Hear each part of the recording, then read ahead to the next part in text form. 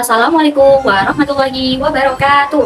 Halo teman-teman, kami dari kelompok 1 mengenai metabolisme purin, pirimidin, dan heme dari kelas B1.3 program studi gizi Fakultas Psikologi dan Kesehatan Universitas Islam Negeri Sunan Ampel, Surabaya.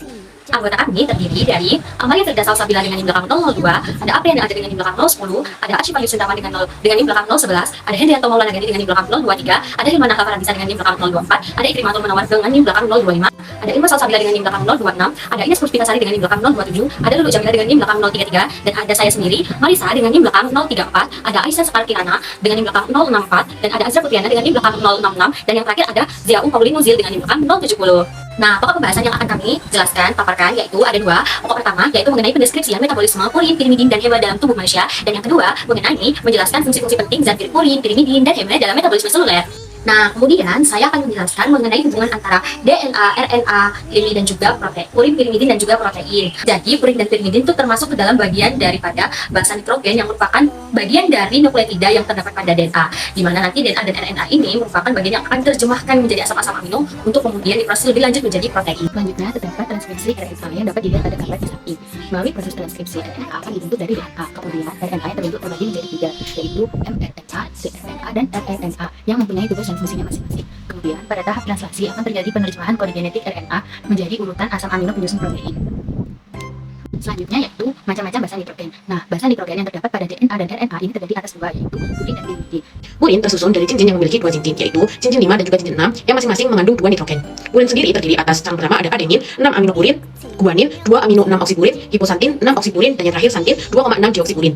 Adenin dan guanin terdapat pada asam nukleat, baik DNA maupun RNA. Hiposantin dan santin tidak merupakan bagian dari asam nukleat, tetapi merupakan senyawa antara penting dalam biosintesis dan juga biodegradasi nukleotida purin. Selanjutnya yaitu pirimidin. Pirimidin hanya memiliki cincin 6 yang mengandung 2 nitrogen. Jenis-jenis dari pirimidin ialah yang pertama yaitu urasil 2,4-dioksipirimidin, timin 2,4-dioksi-5-metilpirimidin, sitosin 2-oksi-4-aminopirimidin, dan asam orotat 2,4-dioksi-6-karboksipirimidin. Metabolisme purin. Selanjutnya akan bahas mengenai biosintesis purin. Penemuan jalur biosintesis purin diawali dari penelitian tentang purin burung, terutama rentetan reaksi metabolisme pembentukan asam urat, suatu analog purin yang tak larut air. Berbagai sumber senyawa diperlukan untuk menyusun ke-9 atom cincin purin. Yang pertama yaitu asam aspartat N1, yang kedua yaitu glutamin N3 dan N9, yang ketiga yaitu glisin C4, C5 dan N7, yang keempat yaitu CO2, C6. Turunan satu karbon tetrahidrofolat C2 dan C8. Koenzim tetrahidrofolat berperan dalam metabolisme satu karbon. Dalam biosintesis purin, atom-atom pembentuk purin ditambahkan secara bertahap ke ribosa 5-fosfat, sehingga purin disintesis langsung sebagai nukleotida oleh perakitan atom-atom penyusun cincin purin langsung ke ribosa. Berikut adalah skema jalur biosintesis purin. Selanjutnya adalah sintesis HMP dan GMP dari IMP. Pada sintesis ini terjadi dua reaksi. Sintesis yang menyerupai tahap 9 dari jalur purin yang menghasilkan IMP. Pada tahap 1, 6-O-inosin diganti oleh aspartat sehingga menghasilkan adenoloksinat. Sedangkan pada tahap 2, yaitu adeniloksinase atau juga disebut dengan adeniloksinat ilase. Dari sintesis ini terjadi dua reaksi sintesis GMP dari IMP yang merupakan oksidasi sehingga membutuhkan NAD+ atau NAD+ dependent oksidase, yang kemudian diikuti dengan reaksi amidotransferase. Pada tahap 1, IMP dehidrogenase menggunakan substrat NAD+ dan H2O dalam katalisis oksidasi IMP di C2. Produk yang dihasilkan pada tahap ini adalah asam santilat atau santosin monofosfat NADH dan H+. GMP merupakan inhibitor kompetitif terhadap IMP dehidrogenase. Sedangkan pada tahap 2, terjadi transfer amido N dari glutamin ke posisi C2 sehingga XMP menghasilkan GMP. Pada reaksi ini membutuhkan ADP yang dikatalisis oleh GMP. Selanjutnya saya akan menjelaskan tentang regulasi biosintesis purin, yang dimana ADP dan GDP merupakan inhibitor umpan balik dari ribosa 5-fosfat pirofosfokinase atau ribosa 5-fosfat pirofosfokinase. Reaksi pertama dari jalur biosintesis purin. Enzim kedua adalah glutamin fosforibosil pirofosfat amidotransferase. Pengubahan purin menjadi asam urat. Nukleotida adenin dan guanin bertemu dengan senyawa antara santin. Hiposantin mewakili adenin asli, dioksidasi menjadi santin oleh enzim santin oksidase. Kuning dideaminasi dan melepas gugus amino sebagai amonia sehingga menjadi santin. Jika proses ini terjadi dalam jaringan selain hati, sebagian besar amonia akan ditransport ke hati sebagai glutamin agar dapat diekskresikan sebagai urea. Santin seperti hiposantin dioksidasi oleh oksigen dengan bantuan santin oksidase sehingga menghasilkan hidrogen peroksida yang kemudian didegradasi oleh katalase. Santin oksidase terdapat banyak hanya di hati dan usus. Jalur nukleotida kemungkinan menjadi basa bebas terdapat di banyak jaringan. Selanjutnya ada metabolisme pirimidin, kemudian akan membahas mengenai biosintesis pirimidin. Biosintesis pirimidin. Pirimidin berbeda dengan purin. Pirimidin tidak disintesis sebagai nukleotida. Cincin pirimidin sudah dibentuk sebelum melekat atau terikat pada molekul. Ribosat 5.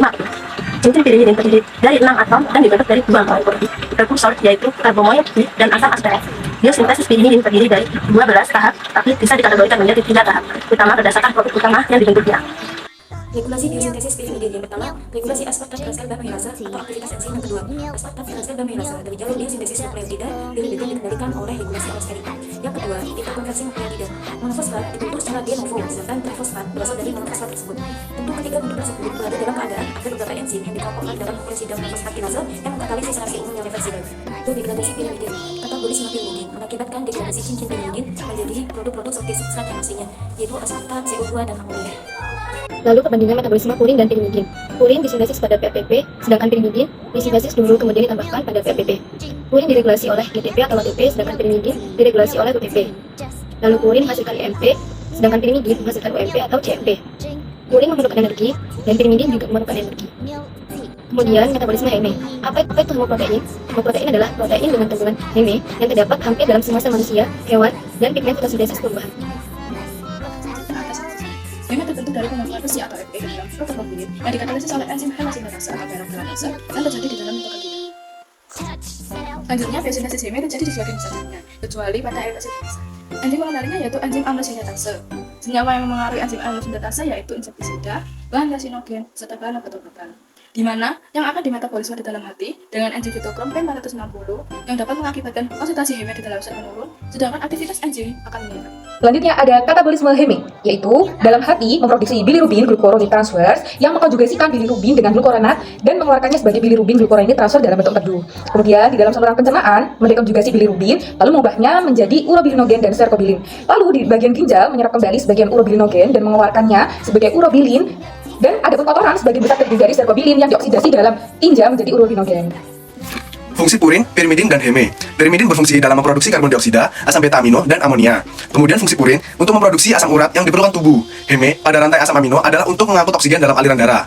Purin dan pirimidin sangat penting untuk sejumlah besar proses biologis seperti sintesis RNA dan DNA dan sebagai komponen nukleotida berenergi tinggi, misalnya ATP. Kesimpulannya, basa purin dan pirimidin yang tidak didegradasi di daur ulang menjadi nukleotida, daur ulang ini tidak cukup untuk memenuhi semua kebutuhan hidup sehingga tetap diperlukan sintesisnya. Sintesis pirimidin terjadi pada berbagai jaringan. Untuk purin, jaringan selain hati biosintesisnya sangat lambat sehingga diperlukan proses penyelamatan atau biasa disebut salvage dari basa yang disintesis di hati dan disalurkan ke jaringan lain melalui darah. Sedangkan heme sendiri merupakan protein dengan kandungan hem yang terdapat hampir dalam semua sel manusia, hewan, dan pigmen fotosintesis tumbuhan yang metabolismenya terjadi pada sejumlah tahapan dan semua senyawa memiliki manfaat masing-masing terhadap metabolisme seluler yang terjadi pada tubuh. Nah, gimana nih? Semoga kalian yang menonton semuanya paham ya dengan apa yang saya dan teman-teman saya jelaskan. Nah, cukup sekian video dari kelompok kami. Kurang dan lebihnya mohon maaf. Wassalamualaikum warahmatullahi wabarakatuh.